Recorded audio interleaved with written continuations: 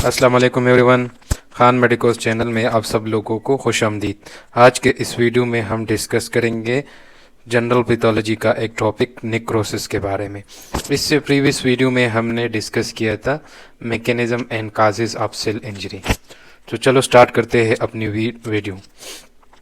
So as we know कि cell injury दो किस्म के हैं, एक को हम बोलते हैं रिवर्सिबल सेल इंजरी और दूसरे को हम बोलते हैं इरिवर्सिबल सेल इंजरी। जब भी सेल के ऊपर कोई भी स्टिमुलस अटैक करता है, अगर ये स्टिमुलस जो है ना माइल्ड हो, शॉर्ट पीरियड ऑफ टाइम के लिए हो, तो ये रिवर्सिबल सेल इंजरी में जाएगा। इसका मतलब ये है कि जब भी स्टिमुलस रिमूव करते हैं, जब भी स्टिमुलस रिमूव हो जाता है तो सेल जो है ना वापस अपनी नॉर्मल पोजीशन में, अपनी नॉर्मल हालत में चली जाती है। दूसरी साइड पे अगर हम देख ले इरिवर्सिबल सेल इंजरी, अगर हमारे पास अगर सेल के ऊपर स्टिमुलस जो है ना सीवियर हो, लॉन्गर पीरियड ऑफ टाइम के लिए हो, तो सेल जो है ना इरिवर्सिबल सेल इंजरी की तरफ जाएगी, या इरिवर्सिबल सेल इंजरी या सेल डेथ। तो ये इरिवर्सिबल सेल इंजरी या सेल डेथ दो किस्म के हैं, एक को बोलते हैं नेक्रोसिस और दूसरे को बोलते हैं एपोप्टोसिस। नेक्रोसिस जो है ना हमेशा पैथोलॉजिकल होगा, ठीक है, वाइल एपोप्टोसिस पैथोलॉजिकल भी हो सकता है और फिजियोलॉजिकल भी हो सकता है। तो चलो स्टार्ट करते हैं नेक्रोसिस की डिफिनीशन से कि नेक्रोसिस क्या है। Necrosis is basically defined as localised area of cell death of tissue by hydrolytic enzyme liberated from the dead cell. इसका मतलब ये है कि जो भी इंजर्ड सेल है, जो भी लीथली इंजर्ड सेल है, वो हाइड्रोलिटिक एंजाइम रिलीज करेगा और ये हाइड्रोलिटिक एंजाइम फर्दर क्या करेंगे, डाइजेशन करेंगे सेलुलर कंटेंट्स को और सेल को डेथ की तरफ लेके जाएंगे। तो इसको बोलते हैं नेक्रोसिस। दूसरी साइड पे ए सीक्वेंस ऑफ मॉर्फोलॉजिकल चेंजेस होगी इसमें फॉलोड बाय सेल डेथ, यानी सबसे पहले मॉर्फोलॉजिकल चेंजेस होगी। ये मॉर्फोलॉजिकल चेंजेस किस में होगी, साइटोप्लाज्म में होगी और न्यूक्लियस में होगी। जो इंजर्ड सेल है, जो लीथली इंजर्ड सेल है, उसके साइटोप्लाज्म में चेंजेस होगी मॉर्फोलॉजिकल चेंजेस, और उसके न्यूक्लियाई में चेंजेस होगी। इस मॉर्फोलॉजिकल चेंजेस के बाद सेल डेथ होगी। तो इसलिए इसको हम कहते हैं लीथल सेल इंजरी, या हम इसको कहते हैं अनवांटेड सेल इंजरीज, ठीक है।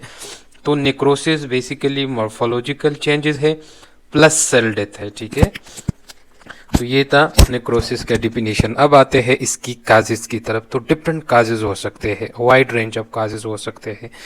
हाइपोक्सिया भी हो सकता है, इस्कीमिया भी हो सकता है, केमिकल एजेंट भी हो सकते हैं, फिजिकल एजेंट्स भी हो सकते हैं, microbial agents like virus, bacteria, protozoa भी हो सकता है, और immunological reaction like autoimmune disease जो होते हैं, उसमें जो अपने बॉडी के जो अमीनो सिस्टम है, जो अपने बॉडी के एंटीबॉडीज है, वो अपने ही सेल को टारगेट करना, अपने ओन सेल को टारगेट करते हैं और उसको डिस्ट्रॉय करते हैं, उसको इरिवर्सिबल सेल इंजरी की तरफ लेके जाते हैं। उसको अम्यूनोलॉजिकल रिएक्शन की वजह से भी इंजरी हो सकती है, ठीक है।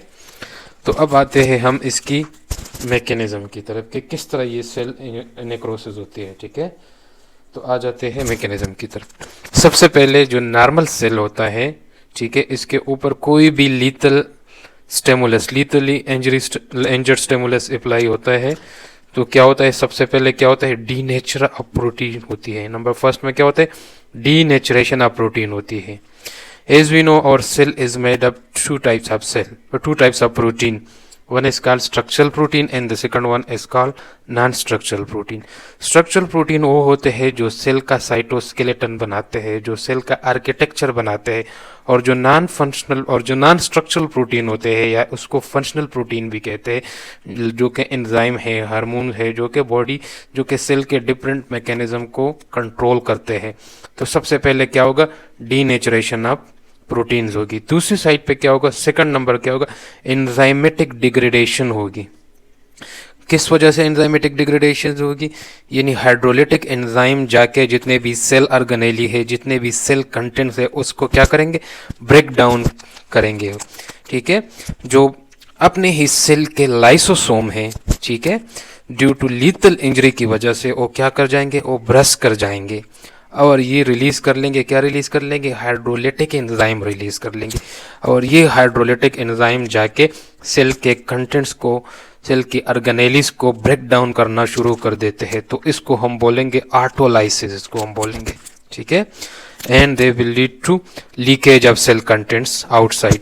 अगर ये लाइसोसोम जो है ना कोई भी इन्वेडिंग सेल हो, for example white blood cell हो, ठीक है, for example white blood cell हो, ठीक है, ये ल्यूकोसाइट्स हो, and the lysosome the lysosome of these white blood cell of these leukocyte जब ये रिलीज करेगा, क्या रिलीज, जब ये ब्रस्ट होगा इंजरी की वजह से और ये हाइड्रोलिटिक एंजाइम रिलीज करेंगे और उसकी वजह से ब्रेकडाउन होगी, तो इसको हम बोलेंगे हेटेरोलाइसिस।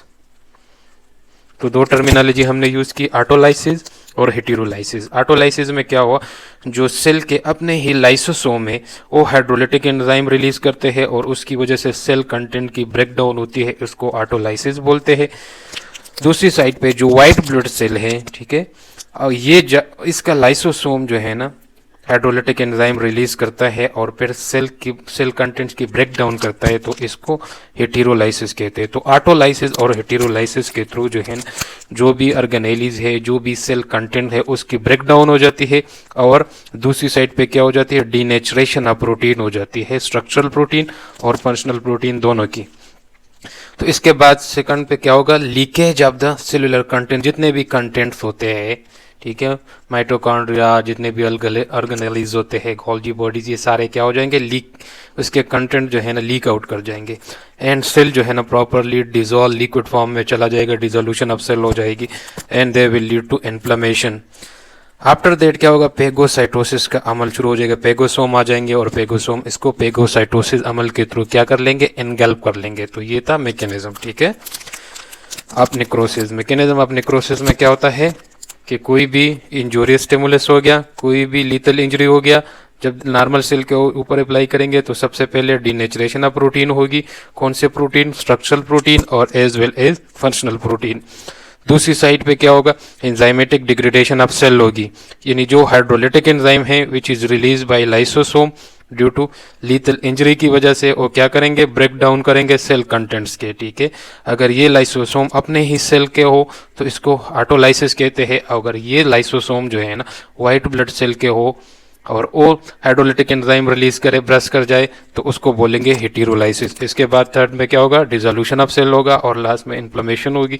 फिर इसके बाद पेगोसोम आ जाएंगे और पेगोसाइटोसिस अमल के थ्रू जो है ना इसको एनगल्प कर लेंगे और सेल को यहाँ से ख़त्म कर लेंगे। अच्छा, यहाँ पे हमने डिस्कस किया morphological changes followed by cell death, ठीक है।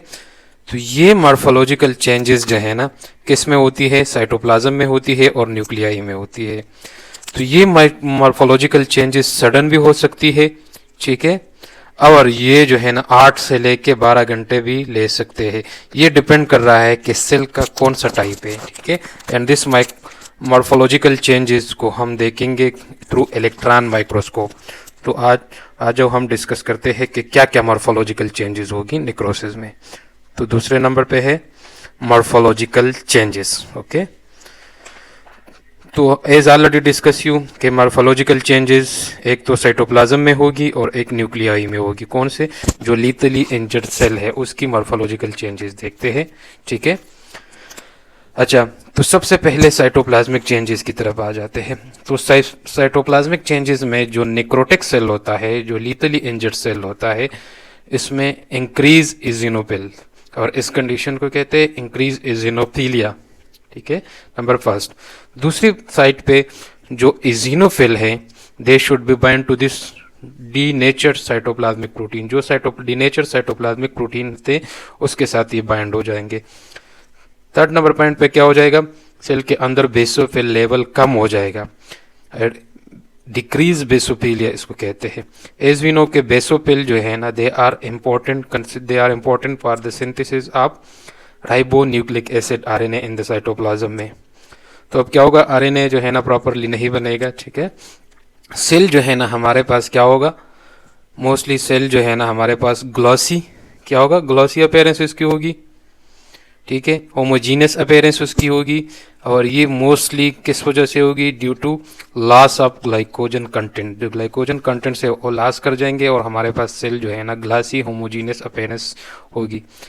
लास्ट वन जो है ना हमारे पास माइलियन फिगर्स होंगे। ये माइलियन फिगर क्या है, ठीक है, माइलियन फिगर्स की तरफ आते हैं। तो जो भी डेड सेल हो गया, ठीक है। इस it is replace by large phospholipid masses and this is called myelin figure इसको बोलते हैं, ठीक है। आफ्टर दैट साइटोप्लाज्म जो है ना ये क्या हो जाए, ओक्यूलेटेड हो जाएगा। क्या हो जाएगा, ओक्यूलेटेड हो जाएगा और यहाँ से डिसअपेयर हो जाएगा। इन जी ओक्यूलेटेड हो जाएगा और ये जो है ना माउथ टू ईटन हो जाएगा पेगोसोम के लिए, और पेगोसोम अब इजीली जो है ना इसको क्या कर लेंगे, इनगल्प कर लेंगे, ठीक है, थ्रू पेगोसाइटोसिस के थ्रू। तो ये था morphological changes in the cytoplasm. अब आ जाते हैं morphological changes in the nucleus. In nuclear में क्या क्या चेंजेस होगी, तो ये चेंजेस 3 पैटर्न के होंगे। नंबर 1 को कहते हैं फायोकाइनेसिस। जो न्यूक्लियर मटेरियल, जो न्यूक्लियर मेम्ब्रेन होता है वो क्या हो जाता है, श्रिंक हो जाता है। बेसोफिल लेवल इंक्रीज हो जाता है inside the nucleus. DNA condense हो जाता है and they are called solid shrunken mass बन जाता है, ठीक है। इसके बाद सेकंड पॉइंट पे कैरियोलाइसिस हो जाती है। जो डीएनए होता है, जो क्रोमेटियन मटेरियल हो जाते हैं, उसकी ब्रेक डाउन होना शुरू हो जाती है। और ये ब्रेक डाउन किस वजह से होती है, due to enzyme increase the activity of enzyme deoxyribonuclease. एक एंजाइम होता है, उसकी एक्टिविटी इंक्रीज हो जाती है और डीएनए को क्या कर लेते हैं, ब्रेक डाउन कर लेते हैं, क्रोमेटियन मटेरियल को ब्रेक डाउन कर लेते हैं, ठीक है। Another one is karyolysis. इसमें क्या होता है कि जो फायोकाइनेटिक न्यूक्लियस होता है वो अंडरगोस फ्रेगमेंट्स, वो टुकड़ों में तकसीम हो जाएगा, छोटे छोटे पार्टिकल्स में तकसीम हो जाएगा और 1 से 2 दिन में जो है ना ये न्यूक्लियस जो है ना कंप्लीट तौर पे डेड हो जाएगा और आफ्टर दैट जो है ना 1 से 2 दिन में कंप्लीट तौर पे डिसअपेयर हो जाएगा। तो ये था मॉर्फोलॉजिकल चेंजेस, ठीक है। तो ये था ऑल अबाउट द नेक्रोसिस और इसके मॉर्फोलॉजिकल चेंजेस के बारे में, ठीक है। तो इससे पहले हमने डिस्कस किया definition of necrosis, causes of necrosis, mechanism of necrosis, फिर इसके बाद हमने मॉर्फोलॉजिकल चेंजेस पढ़ी, साइटोप्लाज्मिक चेंजेस और न्यूक्लियर चेंजेस हमने पढ़ ली। इसके बाद नेक्स्ट वीडियो में हम इसके टाइप्स डिस्कस करेंगे कि नेक्रोसिस के कौन से कितने टाइप्स है, ठीक है, 5 टाइप्स ऑफ नेक्रोसिस है, ठीक है। और आफ्टर दैट हम डिस्कस करेंगे एपोप्टोसिस के बारे में, इसके मैकेनिज्म के बारे में। तो आई थिंक आज के लिए ये काफ़ी है। अगर आप लोगों को मेरी वीडियो अच्छी लगी तो काइंडली लाइक एंड सब्सक्राइब कीजिएगा। ओके, अल्लाह हाफिज़।